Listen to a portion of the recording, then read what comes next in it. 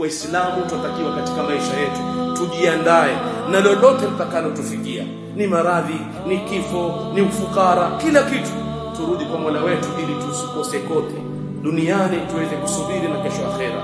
Lakini yote hayo dawa yake ni imani. Na malizia na hadithi ya Mtume sallallahu alaihi wasallam, asema ajaban bi amri almu'min, ajabu mambo ya mtu mwenye imani, inna amrahu kullahu lahu khair, mambo yake yote ni khair yote. In asabathu sarra, akipatwa na yenye kufurahisha, shakara fakana khairan lahu, kushukuru ikawa ni khairi. Wa in asabathu darra, na akipata misiba na misukosuko, sabar, husubiri, fakana khairan lahu, ikawa vile vile ni khairi kwake. Na haliwi hilo illa kwa mtu mwenye imani.